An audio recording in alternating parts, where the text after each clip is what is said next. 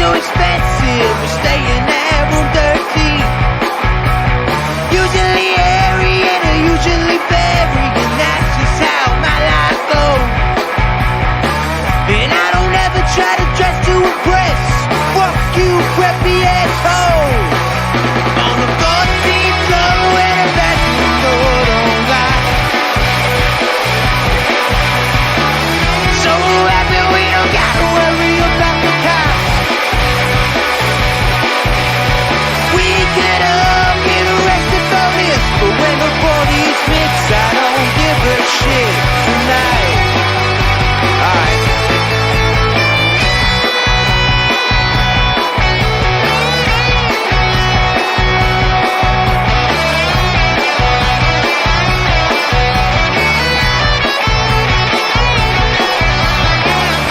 She walks in the bedroom fast, despite all the noise from the crowd. Now she's bedless on the bathroom sink. Her mother would be so proud. Gets on a deed and there's a line to go pee, but the bathroom looks like a war zone. Welcome in to episode 33 of Phired Up, presented by the Belly Up Podcast Network. My name is Mike Gilletto. Dom, you're officially a married man. Congrats, brother. Thank you so much. Thank you. I appreciate it. I kind of figured you were going to start off like that. How you feeling? Anything new? Anything change? Same old? Not a thing. Same old. Just living the dream. Absolutely. Absolutely. Listen, it was a beautiful ceremony, and it was a great night. We had fun, so. Thank you. But let's get started. I mean, listen, a lot of stuff happened in the last week of Philly sports, so I feel like we gotta. Where do you want to start? Flyers or Eagles? I don't know where you want to start here. Let's start off with the Eagles. I feel like we should start off with the Eagles. Let's start off on a good note, on a good foot. There you go. Listen, it's the Jets, right? Right. Hey, it's a win though, right? It is, exactly. Minshew mania. The Eagles beat the Jets 33-18 in a slugfest. It's like a high school game.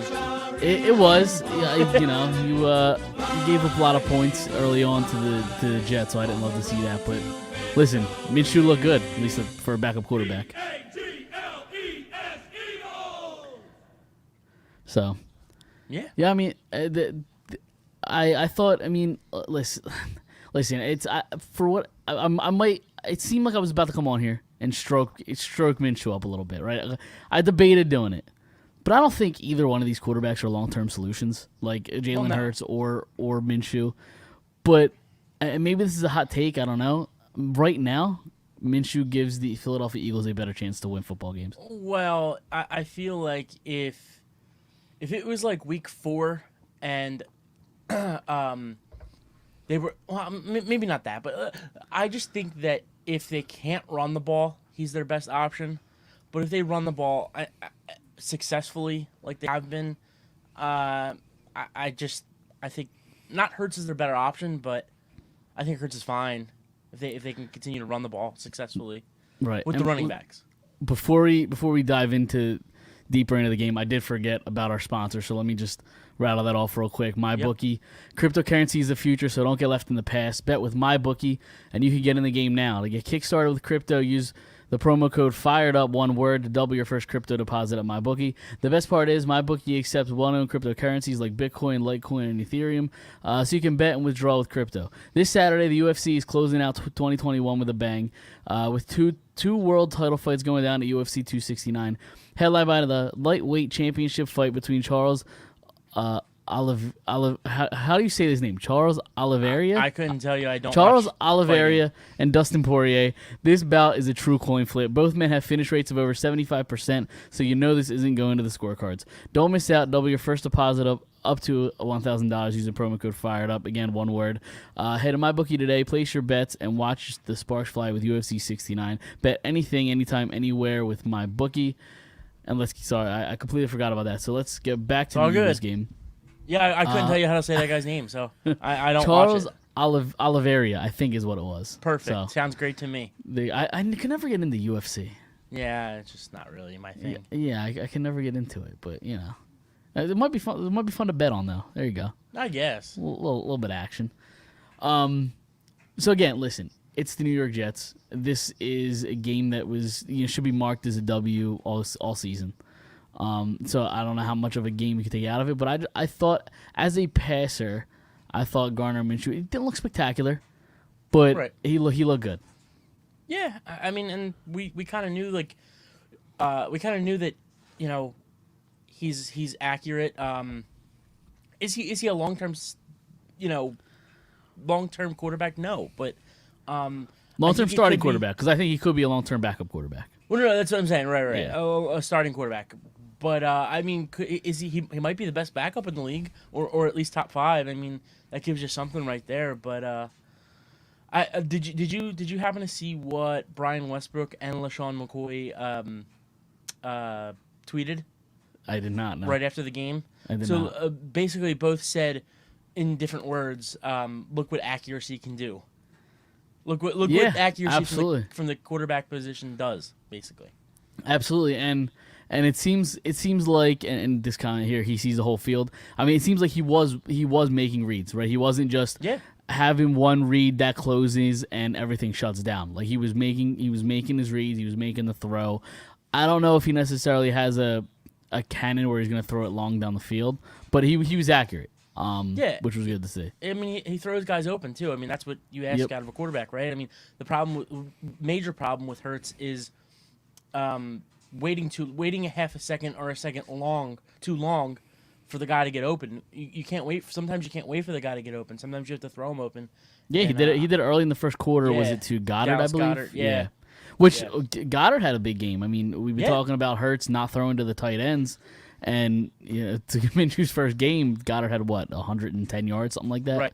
Right. The first 2 touchdown game of his career. Right. So I mean, that's the thing is like if this guy can stay healthy, and get the ball thrown to him, I mean, this is what he can do. I mean, he can be a top tight end in the league. So it's definitely good to see.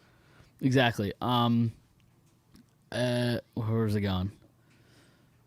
I was about to say something and I completely off track. Listen, we're doing this late. Things are a mess right now. Listen. Today's Tuesday too, so like I am all thrown off about the whole week. It's not is the first up. right. It's not the first time we've done it on a Tuesday, but like for whatever reason, this was just a very weird week. It was a long weekend. It's I get it. It's fine. But I had a point. What'd you think of the running game on Sunday? I really honestly nothing really sticks out to me. Right? Yeah, and me neither. Yeah. I saw Boston Scott line up as a receiver a couple times.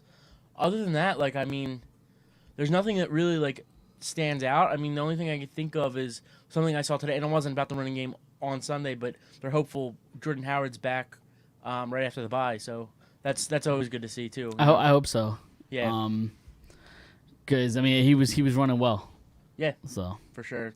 Definitely complement each other. Yeah, absolutely. The stash is for real. Yeah, I mean, again, I know I brought up the running game a little bit. I feel like it wasn't really a story. It was Minshew mania. Looked good.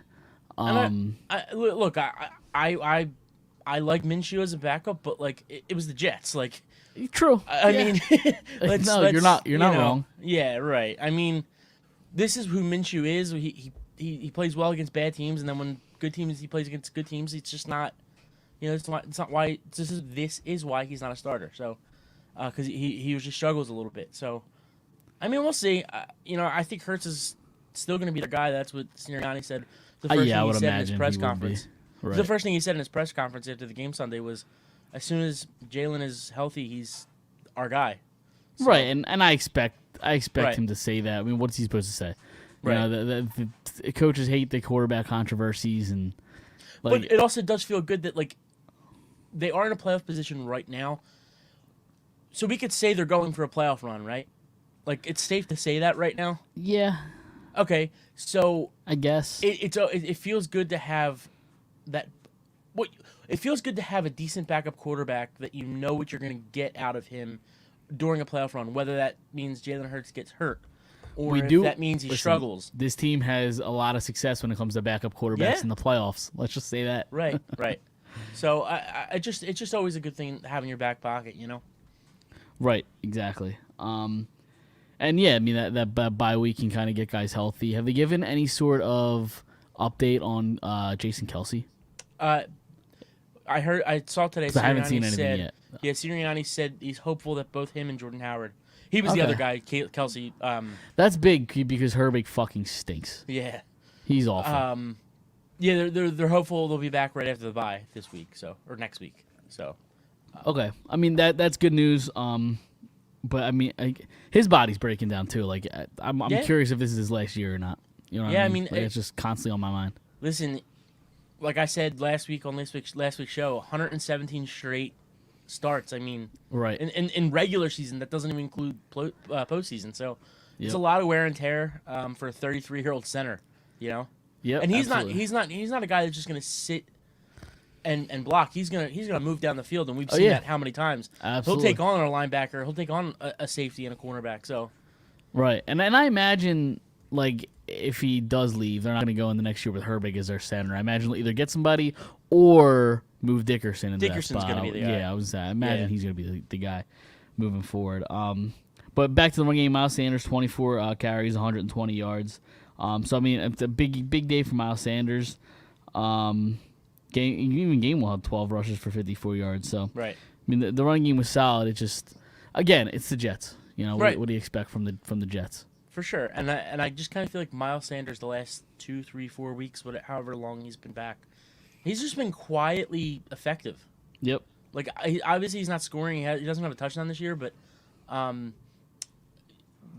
what was it, 96 or 94 yards against the Saints? What did he have last? I think he had something crazy last week too. The week before that, and then this week, you know, like you just rattled off his numbers. So. Yeah, I mean, I just hopefully this is him getting him. This is getting okay. It's been a long weekend. Yeah, so all right, so back his first game back in week 11, 16 carries, 94 yards. Right. Week 12, 9 carries, 64 yards. Week 13, this past week, 24 carries, 120 yards. Right. So, you know, since he's been back, he's been very effective, and hopefully we can keep this effectiveness going. He can keep this effectiveness going for this playoff run. Yep, exactly. Because that's what it is. It's a playoff run. It is. I don't even know if I want to. Guess what? I don't know if I want to entertain a playoff run. Guess what? What? We're 1 win away from me winning this bet. And I mean, there really was no. There was no bet. I told you to come up with something, but you never did. I know. But listen, I'm getting off easy then because you got one. You got one. I got win one in the win next four weeks, right? Yeah. And who do they have? The Giants once, the Washington. Redskins. I'm sorry, the football team twice, and the Cowboys once. So right. Listen, they could go 0-4 there. You never know. Yeah, I just need one win just to have bragging rights. Absolutely. Even though I'm not convinced that you were confident in that pick. No, I was. Were you? Okay. Yeah, for sure. All right. I wouldn't have said it. Okay, fair enough. I do want to go to the defense though because they made rookie quarterback Zach Wilson look like fucking Joe Montana, especially early on. I mean, Zach Wilson's a quarterback that has looked awful all year, and then he got hurt, and I think that was his first game back, right? Yeah. Mm-hmm. Yeah, and he torched the Eagles, you know, at least early on. I mean, that's a concern. I mean, especially for a defense that we think looked pretty decent the last few weeks. Right. And then you come against the Jets, and things got a little concerning. I mean, when did he get hurt? Week 5, week 6, somewhere around there? Something like that, yeah. And he's had a few weeks to watch a lot of tape, and I actually think he's going to be a decent quarterback. I don't think he's going to suck. He might not be great, but I think he's going to be a decent quarterback. He torched Nelson early on. I know that. He got hurt in week 7, so he missed Okay. 8, 9, 10, 11, 12, 11, so 5 weeks. Okay. So yeah, I mean that's 5 weeks of watching tape, showing him tape. Obviously it's not. Obviously, doing it and playing also helps, but I mean, they settled in. The defense eventually settled in a little bit. So right. Yeah, they did. It's funny how Hurts isn't in and our running backs get to do the job and run. Yeah, I mean, I guess there's no sort of misdirection. Like, you just hand the ball off and let the running backs do their thing. Right. And I don't understand like this whole thing like with this city now, like how excited they are that like they're trying to model their game after the Baltimore Ravens. Like, what the fuck have the Baltimore Ravens done in the last 4 years with Lamar Jackson? He has Nothing. one playoff win, right? I think he has one playoff win. Does he even have one? He's like 1-3. Yeah, they beat somebody. They came back and won against Tennessee or the Chargers. Something like that. He's like 1-3 in his career or something like that. Yeah. Lamar Jackson stinks in my opinion. Like, I don't know if I want to say stinks. He stinks. He stinks. He's got speed and he has an arm. I think he makes terrible decisions, and I think an offense can he can win games, but I don't think it's a recipe for necessarily a Super Bowl. Yeah, I think he team. stinks. I think he stinks. I'm not going. I mean, do you think Dak Prescott stinks? Sometimes. Do you think Lamar Jackson is better than Dak Prescott? Honestly, do you want my honest opinion? Yes, honest No, opinion. I don't. Really? Okay. Yeah. I think Lamar surprising. Jackson fucking stinks. All he does is run. He's got a big arm. He doesn't have accuracy. He does, He's yeah. athletic as shit. Yep. I'm not and he's bigger than what he looks. But like, if you can't win those big games, like I don't know, you're not like this phenom that everybody says you are. Like, great, he runs the ball for 1,000 yards. So did Michael Vick. Like, Right. I don't know. It's just I don't know. But again, I just like this whole Hurts comparing Hurts to Lamar Jackson. Is anybody comparing the two? Yeah, I've seen it. I mean, I guess it makes sense. They both don't have the greatest accuracy, and one, they both have legs and can move. But I mean, yeah, I don't want to model the game after that. Like, I want somebody or the Ravens offense, really. Right? Yeah, or the Ravens offense. Their receivers also stink. Other than the tight end, Hollywood Brown's having a great year, but is he? I thought he the was rookie. awful. I like early on No. he was terrible. Early on he was bad. great. Was he? Yeah, What the he fuck had am I like thinking? 3 touchdowns Did he? every week. Yeah, no, he was really good. If anything, he cooled off, but I just remember him having a couple bad drops. Unless I'm thinking of somebody else. I don't know. The What do you rookie doesn't look bad either. I think it's Bateman. He went to Minnesota. Rashad Bateman, I think just his name is. Yeah. he just came back, or he just started his career or season a couple weeks ago. He started off the season hurt, but he doesn't look too bad either. I mean, Right. Now listen, Again, if you're gonna model your game after the Ravens, like at least model it to like the 04, 05, 06 defense of the yeah, Ravens. true. With know yeah. what I mean? I mean, even the year they won the Super Bowl, like know, Right. model it that way. But yeah, I just we're not gonna sit here and talk about the Baltimore Ravens, but No, I just we're think not a it's Ravens crazy. podcast. No. I just think it's crazy that like so many people are just comparing this team to like the Ravens and like they're what are we 6-7? Relax. And I don't want to be the Ravens. Right. Now, and I know I mentioned it a little bit, and Sirianni said Hurts as a starter. Legitimately, who do you think gives this team the best chance to win right now? As a quarterback? Minshew or Hurts. I just think it depends what game plan you're going with. Like if you're not going to run the ball, then it's Minshew. If you're going to run the ball, then it's probably Hurts, I guess. I mean, I don't know. You saw them run the ball 35 times, 36 times. Not 2 weeks ago against the Giants. Well, no, Minshew wasn't in then. No, I'm saying with Hurts. Right. Right. So what are you saying? You said that if you're running the ball, Hurts Yeah, but they is a played better the option. Jets. They played the Oh, Jets. sure. Though. Yeah, no, I understand that. And the Jets stink. So, Right. maybe we're just reading too much into this game. At the end of the day, the Eagles team, I think, still stinks. I don't think they're going to make the playoffs. No, I agree. And here's the thing, too, is if Hurts was in this week and he played this week, I think the same thing would have happened. They would have smoked the Jets, and it would have been... and Hurts probably would have looked great. Right. Because they're the fucking Jets. Right. So, all right.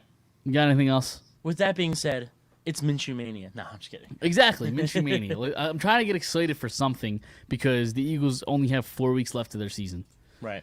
So, or 5 weeks before games left of their season because Well, they're not making Plus, the playoffs. I was going to say, what? They're not making. I was going to say it might be 5+ not- weeks. They're not making the playoffs. No, there's no about it. They're not making the playoffs.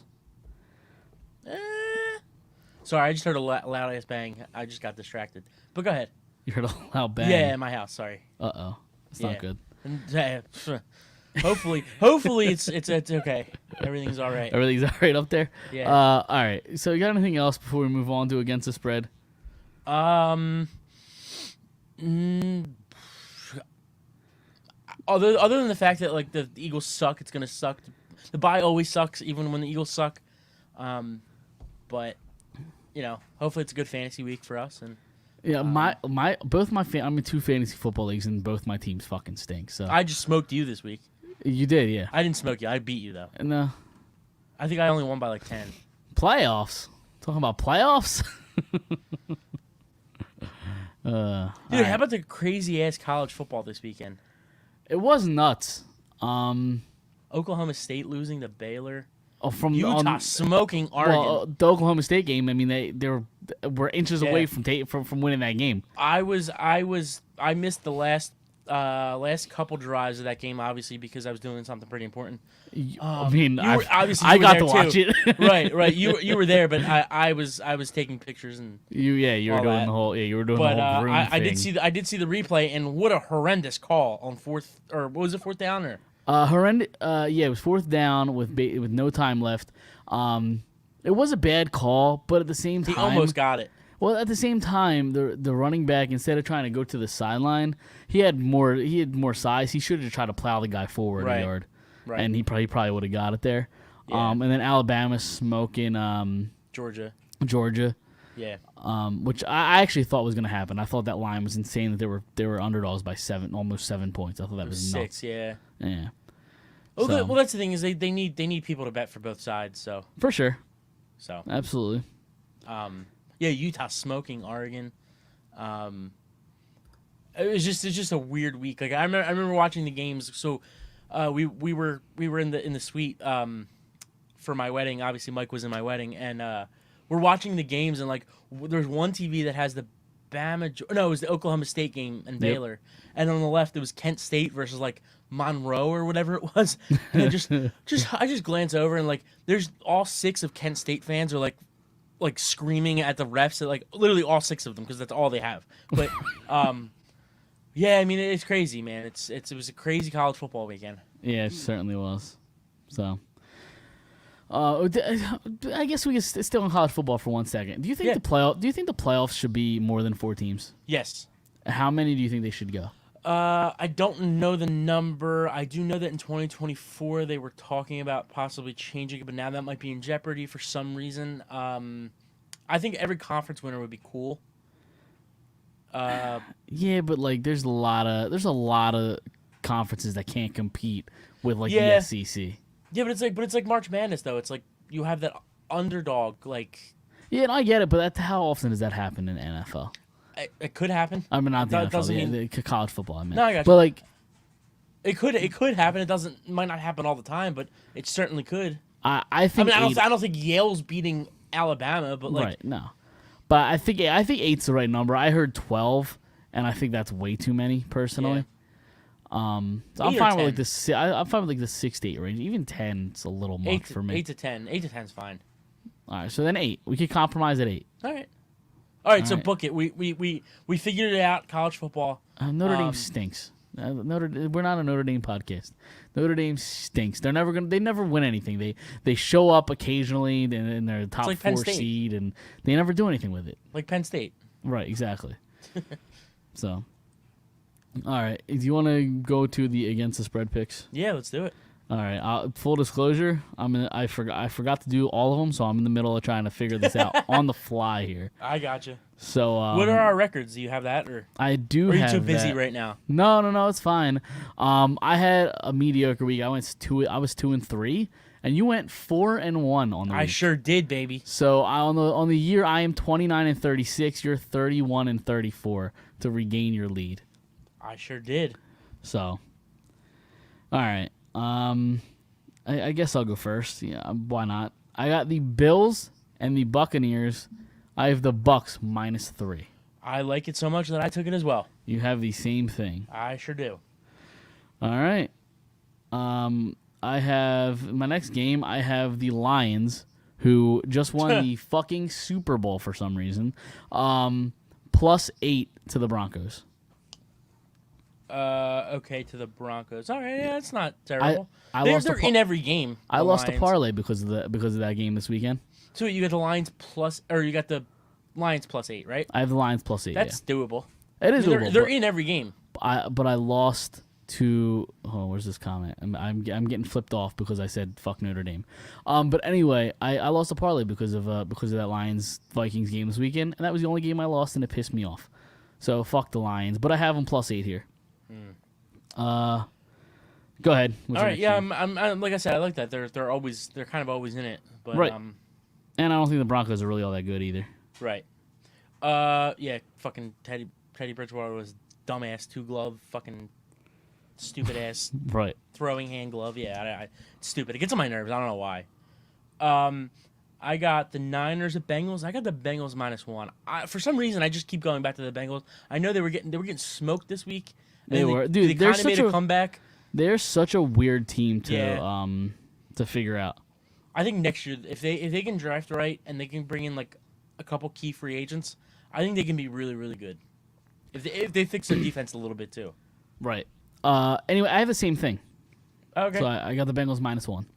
It seems like you're kind of cheating off my test. I'm not cheating. That's what I had. So All far, I'm trying to think of my last one, and I have it now. So Well, you got to go first because I really feel like you're cheating. So that's fine. You peeked over. Well, no, you have one. You have one more spread. I did 3 of my oh, spreads. you did all of them. Okay. Yeah. I got the Rams at Cardinals. The Rams +2.5. I don't know why I'm feeling it, but I'm feeling it. The Cardinals Yeah. are probably the best team in the shitty league this year, but yeah, I don't know. I just kind of feel the Rams win. Okay. No, I like it. Yeah, I mean the Rams are playing out of their minds this year. I mean they're still good defense. They're a complete team. The gonna be a Cardinals good are also game. really good. It should be a good game. But again, because I said the NFL is awful, that'll be probably a clunker of a game. Right. So we'll see. My first over under, I have the Jaguars and the Titans under 43.5. Ugh. Yep, That's exactly. Slop game. That Certainly division is. is always slop. It's always terrible. The Jaguars, the Texans, the Colts, and who's the last team? Who'd you say? And the Titans. Yeah. So it's just always slop. The first one I got, I'm gonna go back to it. Rams Cardinals over 51.5. Okay. I like it. So Okay, I do like it. Over 51.5? yep, It's a big number. it is. 51. Yeah. All right, my last over under. But I feel like real quick. I feel like both teams can put up like 30 apiece. You know what I mean? Yeah, they can. 30 plus apiece. Yeah, absolutely they can. So it's doable. Right. So Ravens Browns, I have over 41.5. I got the same thing. Okay. So we got a lot of similar games this week. Yeah. I mean, that's like a gimme. The Ravens Browns over 41.5. I actually might do that in real life. It's very low. Yeah. That especially like with the Browns, the way they run the ball, and like the Ravens, I hate them, but Right. but yeah, honestly, 41.5 is very, very low. So It's very low over. So under, that yeah. actually might be like a real, like I might fire that in tonight. Do it nice and early. Yeah. All right. So I did want to talk about the Flyers because obviously a lot of stuff happened with the Flyers. But before that, I did want to talk a little bit of Sixers because there's not much. I just wanted to get your take on something. Okay, real quick. Yeah. We also do have to. We also do have trivia too. Oh, you do have trivia. Yeah. I don't want you to get out of this. You know, all right, let's do trivia now. Then you right. told me earlier you didn't have trivia, so I No, thought we weren't doing it. Well, I did kind of say that, but then I said I asked you if you wanted to do. To be fair, it was my fault because Yeah. I told you if you wanted to do something that you don't like to do, Yep. if you said it was up to me, and I never told you, but I never told you for sure if we were gonna do So it. Or yeah, not. no, you're right. Okay, so we're going So, back to the jersey number. we sure thing. are. All right. We sure are. And these do names. you have Oh, boy. 10 names again? I have 10 names again. All right. All right, so just like last week's episode, the trivia this week is jersey numbers. I'll just give you the player and you give me their number. These names. Okay. All right, starting off. First up for the Philadelphia Flyers. We know him very well. He might be the head coach. Ian LePerriere. What number was Ian LePerriere? 11. Is that your final answer? Yes. 1 for 1. Let's There go. you go. We're starting off hot. I almost said 13, but because I remember it being a low teen number. Yeah. So 11. Yeah, there you go. It's not like you confuse 11 with like 60, you know? Right. Yeah, exactly. Yeah. All right, next up for the Philadelphia Eagles. I'm sure you haven't heard this name since 2007. Okay. Greg Lewis. 86. Is that your final answer? Yes. Incorrect, but I almost went with number 86 from that time, Reggie Brown. Okay. I went Greg Lewis instead. He's 83. I was so close. Vince Papale. All right. Next up, we've got Phillies legend and legendary first name. He's not a Phillies legend, but legendary first name Dominic Brown. Oh. Huh. Dominic Brown. Right fielder. Number 10? Is that your final answer? No. Yeah, I guess. You're off by one number. 9? Number 9. I was about to say 9 too. God damn it. All right, fair enough. Start off hot. Now we're getting a little cold here. All right, Yeah. next up, second baseman for the Philadelphia Phillies, Cesar Hernandez. 29. 28? It's just a random. There is nothing behind that. It is completely and totally random. You just thought of a random number, picked it out of your head. You just literally picked the number out of your ass, and you just went with it. Was that? Am I right? Totally incorrect. He's number 16. Really? For some reason, I thought he was a 20 number. No. Oh boy. All right, next up, the one and only 76er. Chris Webber.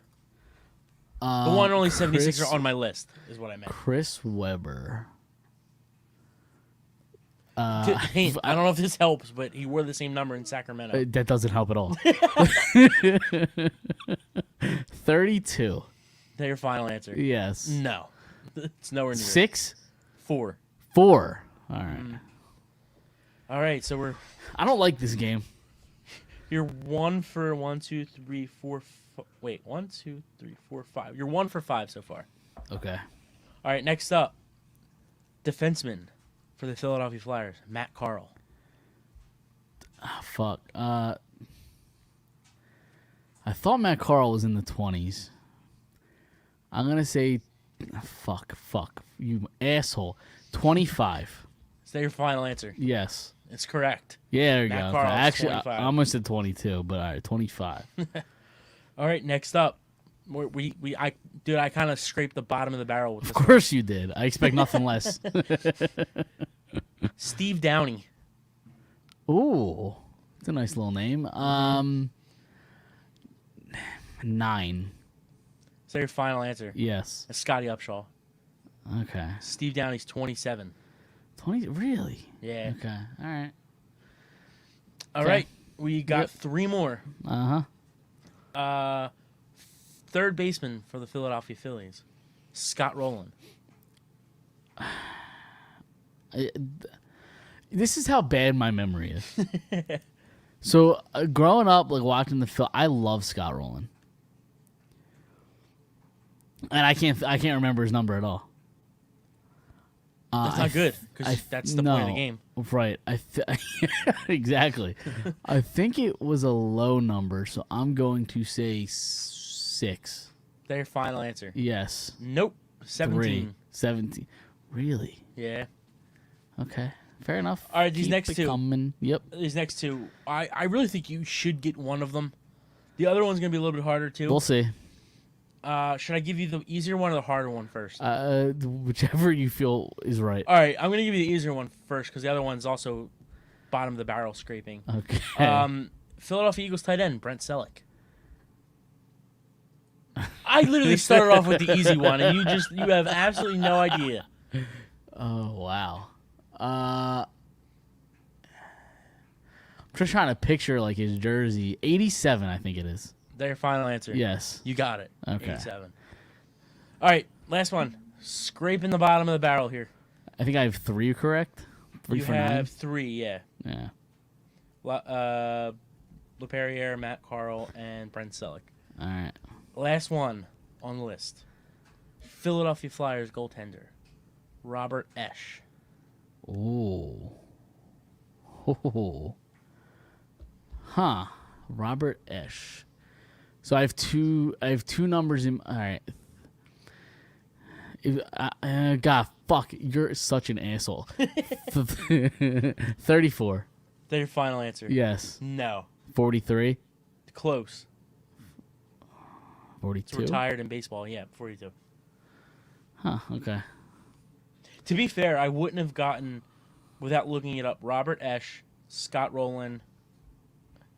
I feel like if I had like a few hours to figure out Steve Downing, I could probably get there. A few hours. Yeah, I could probably get there. But everybody else, I would have gotten. Yeah. Well, listen, Easily. my memory sucks. How do you not know that, Mike? Yeah, how, exactly. how do I not know that? My memory is awful. That's how. All right, let's get into this shit show of the Sixers here. Yeah, so I didn't really know where to go with it. I get last Monday, obviously while we were doing the show, they won at home against Orlando. I can't talk. Then they lost in Boston, won against Atlanta, and won against Charlotte. They're 7th in the East, 13-11. And the question I wanted to ask you is, they're in the middle of the pack. They're struggling to get going. You got Embiid back, obviously. Do you think there's any pressure to find a Ben Simmons trade? Like, do you think there's more of a pressure now that they're sliding a little bit to get this thing going and back on track? Like a pressure to just get anybody in here just to try to help the team at all instead of finding the perfect trade?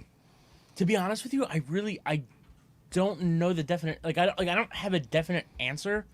Would they prefer to have either Simmons playing or having somebody good enough to replace him? Yes, but to be honest with you, when the season started or right before the season started, and they said that we're gonna wait this thing out, I thought they were just blowing smoke up our ass, and I really just kind of thought they were worried. But but they at that really point are just waiting it out.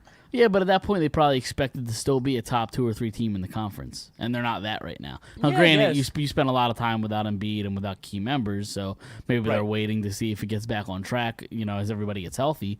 But I just which didn't it's know. starting to a little. It's starting to, yeah. You're 3-1 this week, so you're starting to win games, but things don't look perfect. But a major problem with them last year that a lot of people aren't talking about is having to rely on Danny Green, having to rely on Seth Curry in those starting minutes. Now they're bench guys. Now you right, exactly. Yeah. Now you really need to rely on them this year, and it's yep. It's fine that Seth Curry goes, has 2 hot games and then he disappears. It's great that he has those 2 hot games, but then he disappears for 5 or 6 games, and it's you if he's on your bench and does that, it's a lot different than him being your starter. And Right. I've been saying forever since they've traded for Tobias Harris, if Tobias is your 3rd best scorer, you have a shot to win and be legitimate. And since he's been here, after the Jimmy Butler drama went down and they traded him, since then he's been their 2nd best scorer. And what has it gotten you to the 2nd round? That's it. And right. But yeah, I think now that December 15th is rolling around, when you could start making trades, I think it's has a better chance of happening now than ever before. Not ever before, but it has a better chance of happening sooner rather than later. Right. It's just a matter of what's out there and trade. who's out. Right. No, it's just a matter of what's out there and who's out there. The CJ McCollum probably isn't happening now. I don't know if you saw the news there. He's got a collapsed lung and he's out indefinitely, I think. So right. That's probably not going to happen if you wanted to go that route. Not that he's the perfect player, but at least it was would have been an upgrade and maybe a nice fit. But it's just a matter of what's out there at this point. So yeah, right. I don't know. I was just curious if they feel more pressure since the team is struggling. They're basically 500. So yeah, and there are things that you read on the internet that excite you, but again, they're only rumors on Twitter. So like the Shea Gilgeous-Alexander trades. He's from Oklahoma City. He's a young guy. I think he's the last 3 or 4 games he's averaged 30 points. There's rumors that they could possibly be into him, into looking to trade for him. But again, it's just rumors, so you can't really sit here and report anything. It's just maybe people are just being hopeful. But I did read right before we went live tonight. Chris Levert, Miles Turner, and there's somebody else on the Pacers. Sabonis, I think it was. All three of those guys could be available for trade, and like Levert kind of.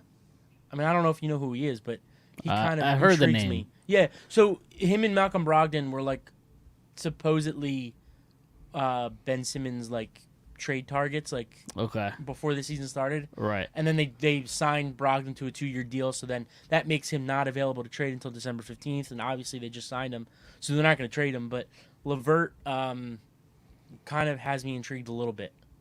Okay. You know. Yeah, I'll have to look and look at him and see what he brings, but yeah, I just Yeah, I mean, they can't give him to Ben, but they also have to do something soon because if this is their time to win, and like you kind of need to do something at some point. That's it. Like, is the process, the quote unquote process, going to be a waste? Because like their windows now, and Embiid's not getting any younger, and they're obviously his injury history is still there and it's still lingering and whatever, but. The team isn't perfect, right? Even with the process and everything, like they still aren't a complete team, and you have to try to figure out a way to ship out Ben and make as close to a perfect team as you can that can compete. Because again, the window's now like Right. I don't know, who knows how much longer it'll be open for, a year, 2 years, 3 years, whatever. But their time is now, so you got to figure out something at this point. For sure. I mean, you don't know how long Embiid's gonna last in this. With the way he plays hard, and one little move puts him out for 10 games. You know what I mean? So like, Right. you kind of you may only have until he's 32, 33 years old, and like he's what 27, 28 right now. Right. So like, yeah, I mean, you may only have 3, 4, 5, 6 years of the chance to win, and like at some point you're gonna have to do something. Like obviously, I don't want to see Ben. I don't want to give in to Ben, but like at some point you're gonna have to get something for him. Right. And I don't know if that's Damian Lillard. I don't know if that's Bradley Beal. I don't know if that's Zach LaVine. I don't know if that's the next tier guys. And C.J. McCollum, obviously, like you said, with the injury, or with the collapsed lung, but C.J. McCollum or LeVert or these next tier guys underneath. But something has to happen soon if they're going to try to win. Right. Yeah, I agree. All right, that's really all I had Sixers to talk about. Did you have anything else before we move on? I don't think so. All right, so a lot of drama in Flyers land. So they lose 8 in a row.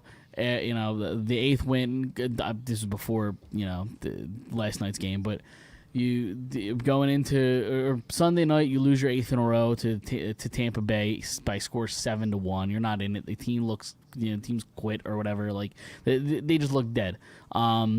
So then, but Monday comes around. You have a game that night, and they fire Alain Vigneault Monday morning, and along with assistant coach Michel Therrien.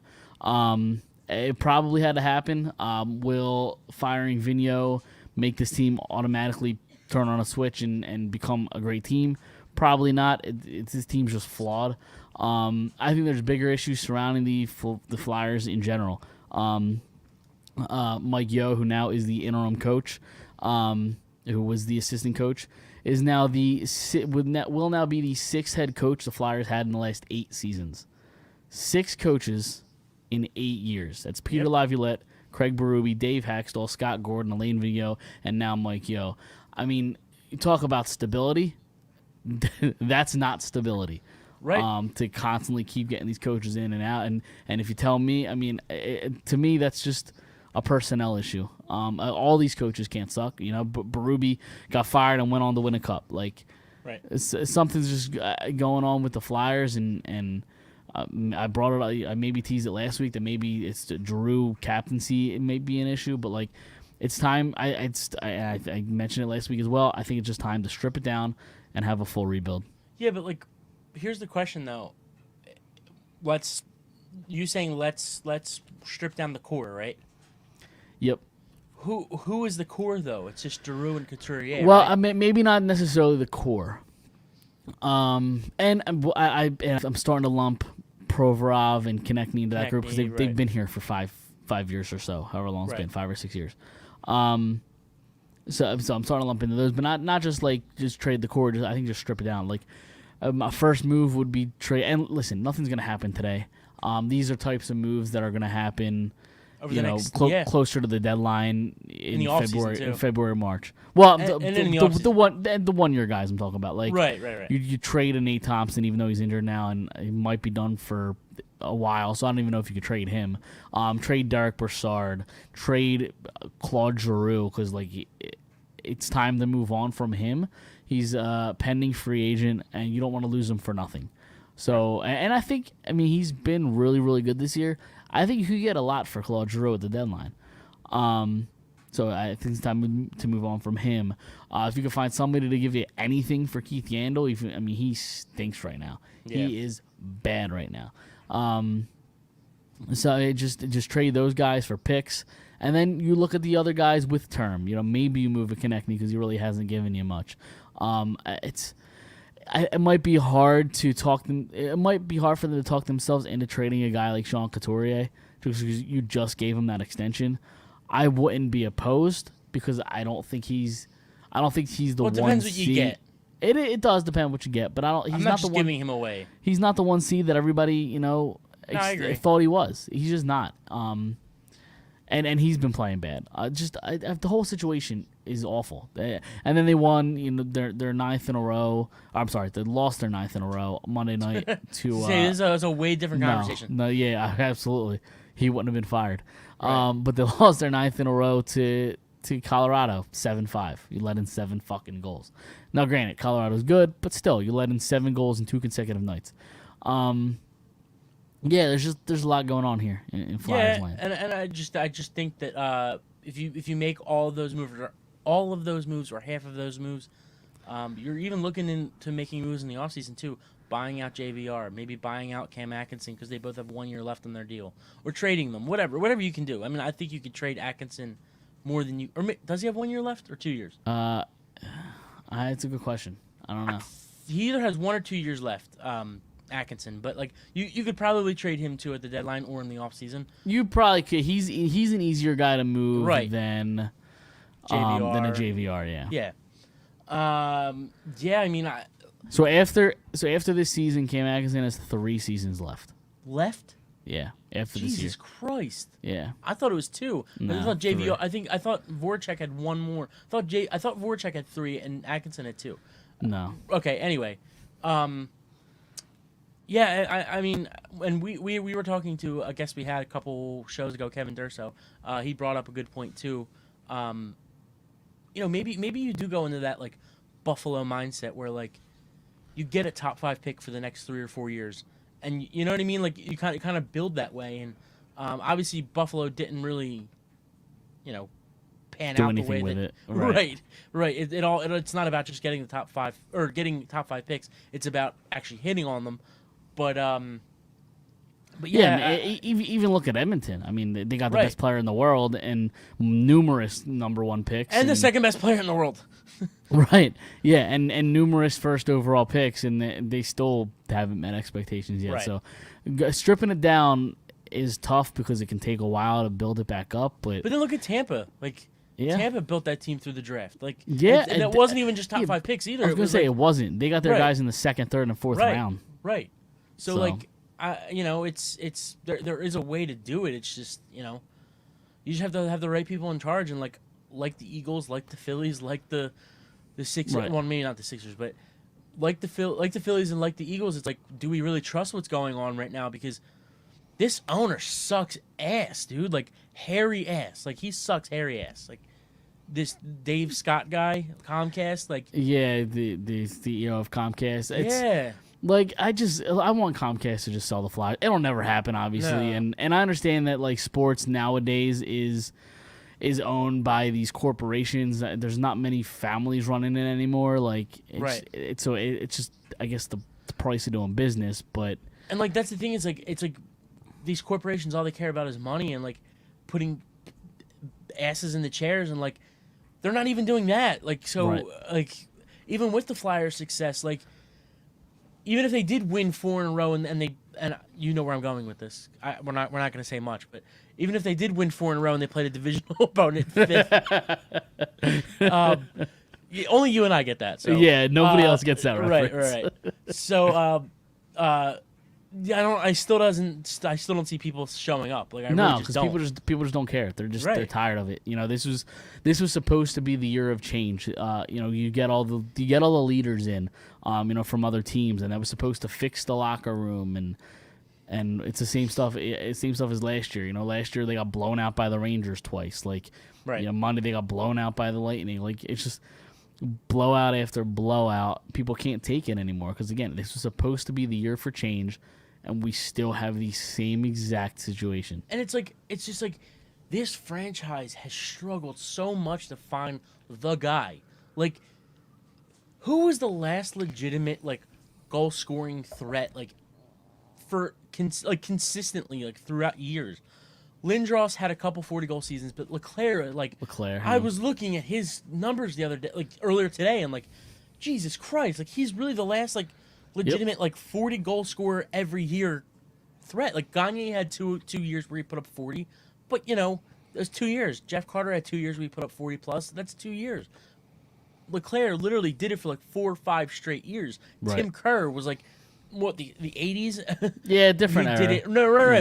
but still put up 40 goals every, like 40, 50 plus goals. You know what I'm saying? Like Lindros and Leclerc and like where are these guys? Like, and I'm not saying like you have to go find the next Lindros, but like go find the guy that puts the fucking puck in the net. Like, Yep. Yeah, and it's that kinda easier said than goes- done, It but, does, like- and Fletcher hasn't really had an opportunity to draft No. those guys and develop those guys yet because he's really only been here for a few years. but I'm just I think talking about the 3 or Flyers so. in general. Like, But yeah, and I think we can, because that kind of goes to my next point, is I think we can finally like say that Hextall, while some people said he was a great drafter, I Me. don't think he was. I don't think he was a great drafter. I agree. I think he was just an okay drafter. I was totally wrong. Yeah. I was totally wrong. And that's the thing is like, especially during his time, like, and I've only ever been an adult during his time. You know what I'm saying? So like, I just keep feeling like it's like this guy's gonna be so good. Like these fans are like, this kid's gonna great, and like, and they just never come up. Or they do come up and they just stink. Like, it's like the Sanheims and the Phil Myers, and I know Myers was undrafted, right?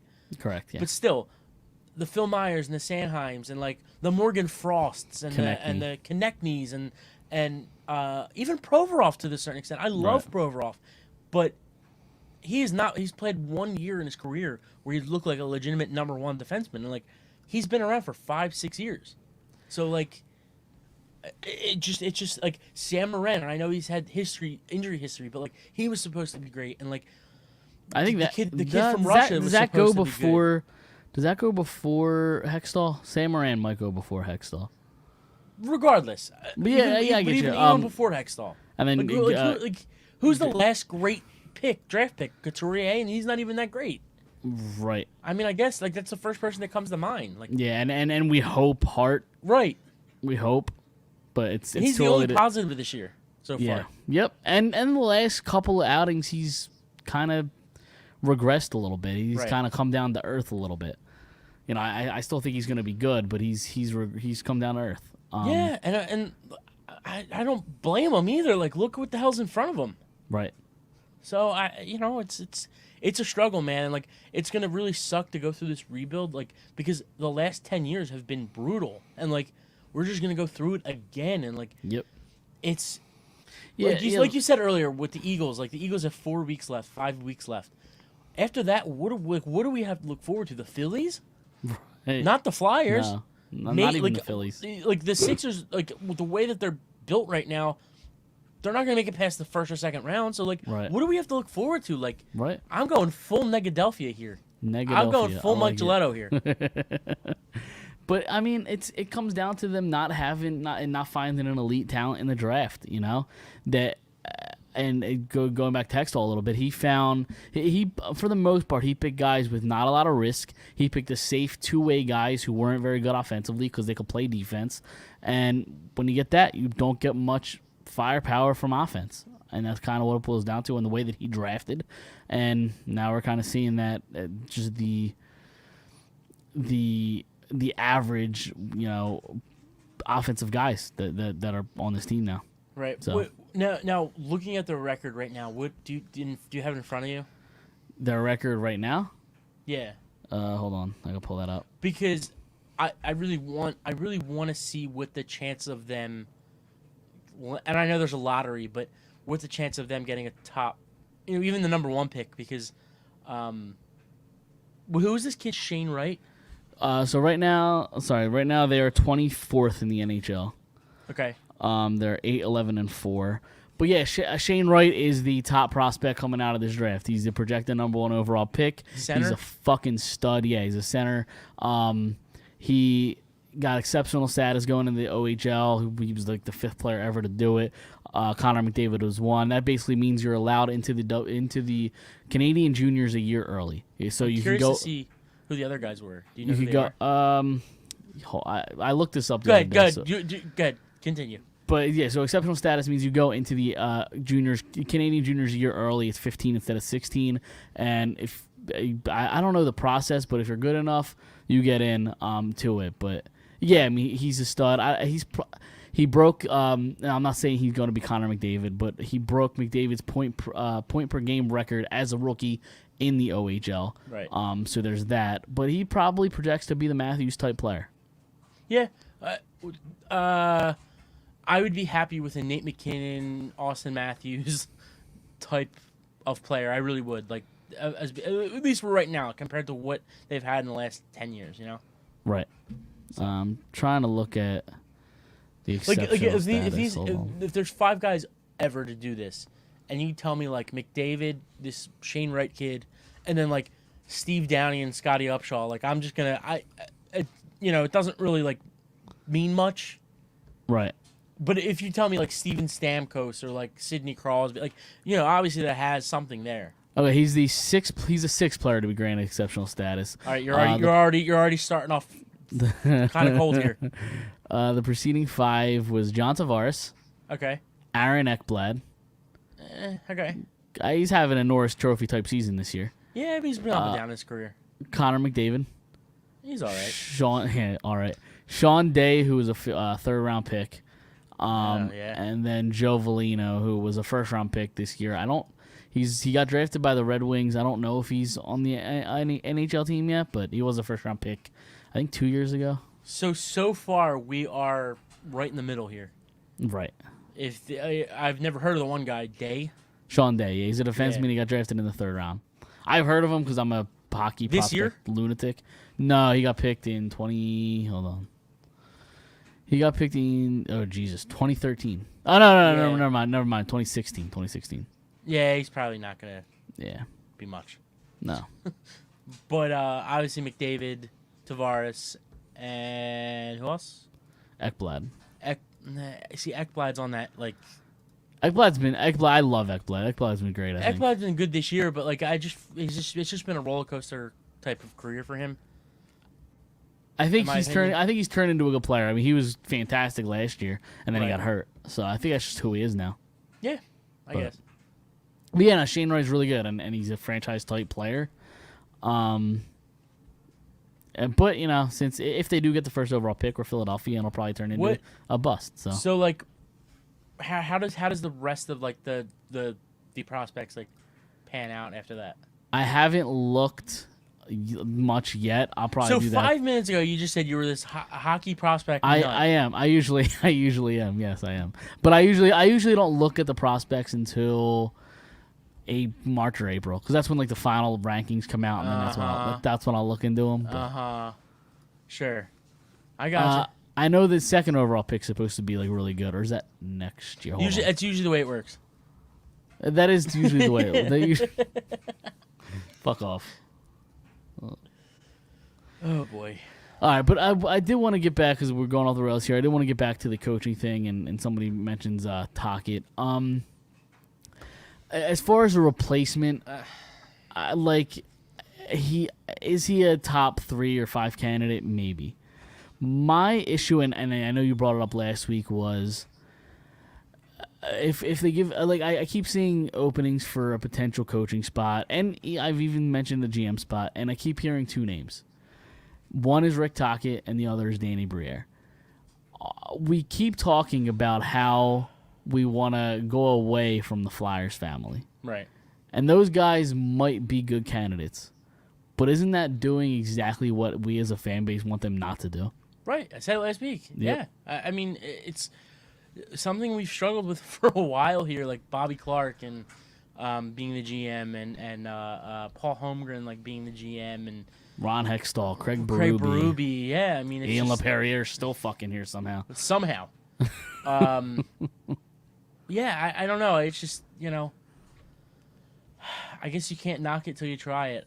You know what I'm saying? Who guess, knows? Maybe yeah. maybe if they do hire one of them, it works out. But my thing is like, if they're gonna go in a direction where they're going to rebuild, why hire Rick Tocchet? You know what I mean? Like, why hire John Tortorella? Why hire one of these big name guys if you're just gonna kind of go through a rebuild?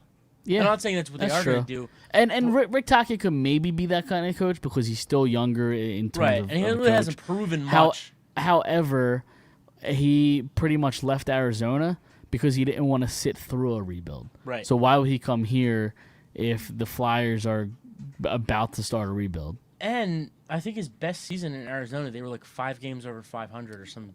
They won. They either won a playoff round or they got the team they were playing to 6 or 7 games, and it was impressive. I don't remember exactly what they did that year, but he did make the playoffs one year, and those teams were terrible. So you got more out of a Arizona team than you probably expect. But and the players apparently love playing for him. And Right. Listen, if you're gonna try to salvage anything and not go the rebuild route, I think Tortorella is the way to go. I but disagree. Well, I know I you just don't talked like about it a little Tortorella. last week. I love Tortorella, and I think he's a kick in the dick type of player. He's not going to sugarcoat anything. If a guy like JVR deserves to be in the press box, John Tortorella put him there. Yeah. He's just a but hard like we've already type seen coach. that the last 3 years, and like, what has that not done? necessarily. AV hasn't Yeah, put guys in the press I box. guess he has, but I think JVR has been one of those guys at one right, point. yeah, he might have been. I don't know. It's just like Tortorella and Claude Julien and like these guys, like it's just not working anymore. And to me, like Tortorella, like yeah, he's been to the playoffs. He keeps going to the second round. Like that's been the Flyers' issue the last 15 years, was just only making it to the second round. True, but but those those Columbus teams shouldn't have even made the playoffs. dude, they weren't that bad. They were really not weren't. good. They were not good. He got a lot out of Columbus teams. Yeah, but what did they do? Like, and he won a cup with one of the greatest rosters ever. Like to me, I think he's very overrated. The 2004 Tampa Bay Lightning were not one of the greatest rosters ever. They were great. They had 2 fantastic Hall of Fame players and a Hall of Fame goalie, maybe. But that's about it. That's all. Yeah, just two Hall of Fame forwards, a Hall of Fame goalie. Yeah, that's it. Yep. I'm just saying. Yeah, I mean, that's it. Yeah. Listen, I just like the idea of Tortorella, and I think it'd be fun. The Flyers haven't had a Hall of Fame goalie since fucking 1990. I mean, True. it's just. What's the opinion on Claude Julien? I don't know enough about what he was like in Montreal and Right.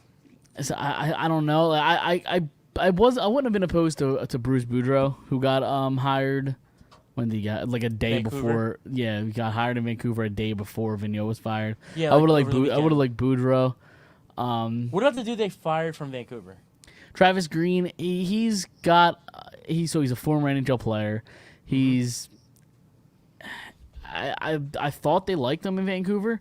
They were in the playoffs I think last year and the year before that. Right. So I thought they started liked him. They didn't start off too hot. No, this year no they didn't. So I wouldn't be opposed to it. I would need to kind of do my research just to see what he was like in Vancouver. But it seemed like they like him. They gave him an extension, and I think he's kind of gotten thrown under the bus in a sense of like I don't know if the Vancouver start is on him. I just think it's a bad roster. Yeah. Which similar to here. I don't know if Vigneault's firing was because Vigneault stinks. I just think the roster stinks. So Right. I think Green's a little similar, but I wouldn't be opposed to Travis Green. No. Okay. I didn't really know much about him. Yeah. But yeah, Okay. Got anything else? I did, but I forget. So maybe we'll save it for next week. Yeah, that makes sense. I did but have something, but I just completely. Let's totally- either way, let's pour one out for Alain Vigneault. Finished with a record of 74-50. What the fuck? According to WonderHow.com. Alexa, stop. Just Alexa just started fucking talking. There's nobody down here but me. You didn't hear me say Alexa anything, I didn't did hear you? anybody say Alexa. I didn't say Alexa. You didn't say Alexa. And my Alexa just started talking to me out of nowhere, and it scared the piss out of me. But anyway, he finished with a record of 74, 55, and 19, which is, I guess right around 500, 564 points percentage. One playoff appearance. It's just mediocre, Yeah. which is what this team's always been. So, Sure. all right, we can move on now that I'm freaked It's really the hell gonna out. bother me that I can't remember what I was gonna say. What was it about? The Flyers? The Flyers, yeah. Dude, I'm gonna wake up at like 3 a.m, like tonight, and like I'm just gonna remember. I'm like, fuck. Probably. All right, well, let's move on then to the Phillies. There wasn't much because the MLB's in a lockout now, apparently. But Yep. the Phillies, before the lockout, signed relief pitcher Corey Nebel to a one-year deal. Only pitched 39 innings the last 3 years, missed all 2019. I think it was Tommy John surgery, Yeah. right? Yeah. Last season, 25 and 2/3 innings pitched, 4-0, 3.58 ERA, 3 saves, which he really hasn't been closing much really since 2017, I think it was, Right. 2018. This better not be their quote-unquote big move of the bullpen. Is he an upgrade over some of the trash they had last year? Sure. But he's probably not an everyday, workhorse closer. He's probably just a nice setup guy. I hope so. Yeah. I don't know what their intentions are. I don't know if it's for him to be the closer. I don't know if it's for him to be the setup man. I really hope it's the latter. But yeah, and they also signed Camargo too. Did you see that? No, I missed that. Yeah, I didn't even it have was that like a on my list. $1.7 million deal. It was like literally like 40 minutes before lockout. Oh, I didn't see that. Yeah. I was too busy with the lockout stuff because Yeah. it's infuriating that Major League Baseball is going through a lockout right now, and I hear you. there probably will be games missed. This probably will creep into the season, which is Right. even more frustrating. But it's just baseball is a dying sport already, and the last thing they need is the lockout. Yeah. It's the last thing they need. Yep. Yeah, I just kind of hope they figure this whole thing out sooner rather than later. Honestly, okay, I remember what I was gonna say because it's actually kind of somewhat similar. But, Okay. So really quick, let me just throw this out there. I think it's kind of crazy that hockey kind of goes through like head coaches so quickly. You know what I'm saying? Okay. Like Yeah. I feel like their union is probably the best union in getting a coach fired, Right. or I guess. But yeah. Anyway, back to baseball. Forget what I was gonna say. All right, yeah. So so baseball. Yeah. Baseball. That thing. Yeah. See-ball, so- hit ball. Yep. Yeah, I kind of hope they figure this thing out pretty soon. Because I think football and baseball are probably my two favorite free agent periods. Football, and they're so drastically different. Where like football, everybody signs 5 days before it's legal, and Right. then baseball it takes forever. But Yep. there's so many free agents in baseball that like it's so much more like intriguing, not intriguing, but like so much more exciting when it does happen. So I just kind of curious to see the way the Phillies go, and I just kind of hope they figure this whole thing out pretty soon. And everything I'm reading, it's not looking good. Yeah, it's what it seems like. Like the first meeting they had was only 30 minutes, and like apparently like the union, I don't know if it was the union or the players union or the MLB side, like they just got up and left the meeting. Like it was like 37 minutes long, and they just got up and left. And both teams or both sides are basically like we're just waiting for the other side to cave. Like Right. there's no negotiating, there's no communication. They're just waiting until February, March, and it's gonna get ugly. Yeah. And it's going into the season. It has to. And you already have lost so many games because of COVID and all that. Like, just figure it the fuck out and just come up with something. Like, just negotiate it. It shouldn't be hard. Like, I don't know. Maybe I'm sure there's a bunch of information I don't know, but still, sure. it's still you can't let it happen to a sport that's already dying. I hear you, and it's a sport that they really struggle with promoting. So, promoting a lockout is not good. So, Right. you know, Yeah, for sure. Phillies won't spend the money on pitching. Don't understand it. I mean, they got to figure something out with a lot of positions and pitching. Closer. I mean, I think they're okay right now at starting pitcher. Like say. Do you feel comfortable going into the season with this starting rotation? Well, yes. If you want to get into the playoffs, listen, I think if they can go out and get a closer, and they can go out and get whether that's a center fielder or a left fielder, whatever else they do, I feel like they'll be okay enough to get to the deadline if they can get what they got out of some of the guys last year. You know what I'm saying? Yeah. I think they can last until the deadline because look at them last year. The closer just couldn't close out games. Awful. Like it was awful. that's really why they lost a lot of games. Like a lot of Zach Wheeler games were lost because of the way the bullpen handled the games after he came out, and that's why towards the end of the year he just didn't come out. Right. Because they needed to win games. And, I don't know. I think starting is fine right now. If that was one position they didn't address, I think I'd be all right for it right now. But did you hear Kevin Kiermaier possibility? No, I didn't. They apparently there were talks between before the lockdown happened, or whatever it's called. The lockout. Yeah, lockout. See, I got COVID stuck in my head. You know, the last 2 years have been rough. They certainly have. And it's called lockdown, not lockout. But Lockout. Yeah. Right before the season shut down or the meetings shut down and all that, Kevin Kiermaier, the Tampa Bay Rays center fielder Kevin Kiermaier, Tampa and the Phillies were talking about a possible Kevin Kiermaier trade, and he's a 3-time Gold Glover. Yeah. So, I mean, he's not great offensively, but they need all the help they can get. yeah, and I think he'll be a lot cheaper than Brian Reynolds. Right. I mean, I'd sacrifice a lot of children to the Satan for Brian Reynolds, but yeah, and John Morant, like I told you before, right, for the Sixers. Exactly. So, yeah, I mean, there's a whole list, a laundry list of names and of guys they can go out and get. So, did you see Chris Bryant's numbers here at Citizens Bank Park? No, I haven't. Are they good? My God, he hits like over 400 here. Does he really? Yeah. No, Granted, it's only been 30 games, but like. Yeah, but I mean, still, some players just hit, in certain ballparks. Yeah. I wonder if I can find it real quick. Talk amongst yourselves. Yeah. So. I probably won't be able to find this. Nah, that's all right. Well, we'll get it for next week. Yeah, we'll move on here. Because, I mean, nobody's going to sign anytime soon, so. Right. Because they're locked out, so let's just hope they figure it out. They're locked down. Yep. All right, let's get out of here. This was a fun show.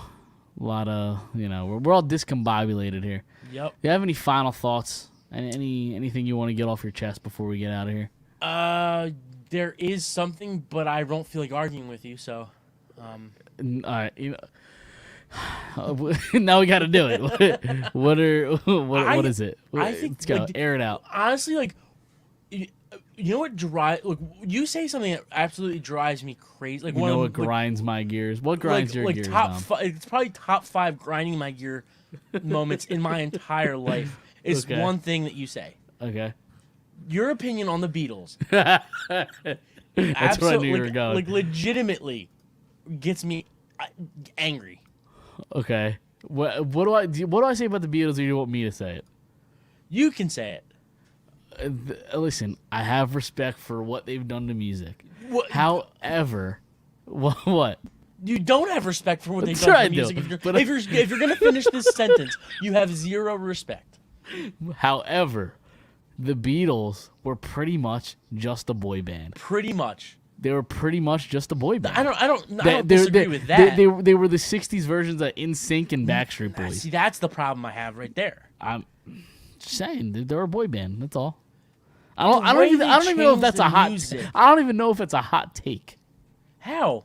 It's because they were a boy band. That's what they were. They were singing love ballads, like the pop. They were singing love pop songs. What do you consider a boy band? Like what is the definition of a boy band? Is it just 4 guys or 5 guys or just a band that's boys? Because there's been a lot of boy bands. Pop? No, it's a sound that it's a pop music that comes from a group of boys. Sure. Okay. Their first 2-3 years, yes. Also, this comment: country music is the best. We could both. Absolutely not. We could both Yeah. agree. That's not correct. It's at not all. even. It's probably not even top 10. But right. Just if you look at their first 2 or 3 years, sure, they're that poppy boy band. I legitimately like if Backstreet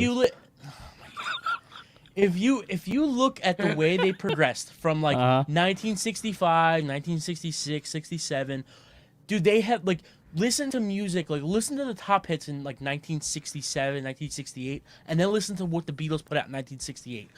The Beatles were so far ahead of what was coming out at that time. It's not even close. It's not even close to anything that you're saying that they are. Maybe their first couple years, okay, I Want to Hold Your Hand and Love Me Do. They're early 60s boy band. They're a boy band. Sure. But then they become the greatest band of all Listen, time. I just think they're very overrated, and that's not a hot take. It's not. It is a hot take. And I think I think John Lennon's overrated. In a sense of Just as a person. Apparently, he was a giant scumbag. yeah, he probably was a shitty guy, yeah, but yeah. And I just don't think his music was all that good. Now the McCartney was good, but that's whatever. But I'll agree that McCartney is probably the most talented Beatle. yeah. But you don't like the Beatles because they're a pop band. Paul McCartney's the pop part of the band. What do you mean? The reason they split up, a lot of reasons, but Lennon wanted to do the peaceful stuff. Yep. Paul wanted to do the pop stuff. Ringo was just kind of there, and Yep. George Harrison wanted to do the experimental, psychedelic kind of shit. And again, Ringo was just sitting in the back, just kind of just doing whatever. So that's part of the reason why they broke up is because they just couldn't figure out what to do as a band again. What they wanted to be, right? Okay. Well, Right. Clearly, they were fine being a boy band because that's all they were. They were making pop music. I might put my kids to sleep But with it they because it's just weren't. boring. It's gonna put you to sleep. It's But they weren't making mellow. pop music their entire career. No. They were making pop music their first 2 or 3 albums, and then they transformed into. It's not about what they were. It was about what they became. That's what makes them so great. Is the transition from what music was in 1964 to what music was in 1968. You know what I'm saying? So they were sellouts. They just made boy band pop music to get listened to, and then when the people finally listened, then No, they broke because out that's into what their they were at that point. Okay. I've agreed with you that's what they were at that point, and they. Well, that's the best- then that's the fine. best Then we musicians- can agree that they were both that they were boy bands. That I win this conversation. I win this argument. Thank you. I said they were a boy band in the beginning. Okay. My thing is, I think a great musician, and look, we're kind of running out on time here, but I this has to come out. I have to get it off my chest. I think I said The it. Did I say it reason- this weekend and your blood fucking boiled? Yeah, no, I almost hit you with a chair. So my thing is the greatest musicians in the world, they do whatever they want to do musically, and whether you like it or not, they're still gonna do it. To me, it's the process of them changing and becoming more than just a band. They became artists. That's what it was. It's just going from I Want to Hold Your Hand to Let It Be. Let It Be is a great song. I hate Let It Be. All right, you know what? Let It Be. It's just boring. It holds dear to my it's heart boring. for a certain reason. Okay, and that's fine. The sentimental stuff. It's just boring to me. I like music that makes you feel a type of way. I mean, Let It Be does make you feel a type of way. Yeah, but in a sad, depressing kind of way. No, it doesn't. Eh. Dude, it's literally about his mom coming to him in his dream and saying everything that's going on right now. It's literally Paul McCartney had a dream. His mom. All right, we got to get into this, okay? Paul McCartney, when he was a kid, his mom died when he was a kid, right? Okay, yeah. He grew up, became the Beatles, whatever. He had a dream where his mother came to him, and during this rough period of the Beatles and in his life, she came to him in his dream and basically said, let it be. Like, let everything be the way that it's going to be. And he woke up the next day and wrote Let It Be. And, like, there's a certain reason why that is near and dear to my heart, but it's an absolute masterpiece. It should make you feel a certain way because of the reason why it's written. Like, and again, that sounds depressing. how's it depressing? I don't know, just a depressing. Dude, you song. listen to fucking Stan. Like, he kills himself. How's that not depressing? I He don't know. kills himself and his wife I don't know. and a why baby. I don't know why we're taking personal shots. Listen. All I said is that the Beatles were a boy band and that they're overrated. I don't understand how that's a hot take. Because it's so much more than that. They're not just like they're. That's fine if you don't want to. If you want to say that they're over, just don't say that they're in sync. I think Backstreet Boys. It's fine. No. This is a good outro. You know what? If it's depressing to you, then it's perfect for the way Philly sports is going right now. Exactly. Yeah. Exactly. Because we're filled with misery. Which you know what? I'll pull back the curtain a little bit. Please stop. Please stop. What? Don't say because. So the last comment we saw, I thought you were going to bring up Justin Timberlake. I wasn't. Because you have said that before. What? That he's Justin Timberlake? The Beatles are kind of like NSYNC and Backstreet Boys. Right. Yeah. Which I don't even. Which one was Justin Timberlake in? Backstreet Boys or NSYNC? I don't know. You tell me. If you're such a big fan. I'm not a big fan. That's why I'm not a big fan of the Beatles. Why? Because they're like NSYNC. Oh my god. I was about to say something. It's NSYNC. I forget what I was doing. Oh yeah, no, to the misery angle. So when we were brainstorming names before we came up with the show, I think I said Philly Misery. I'm still convinced of what we should have done because we're fucking. Should we miserable. change it? We should. It's on the Change fly. it up. Just change the Philly Misery because we're miserable. Sounds good. But this is a great outro for the show.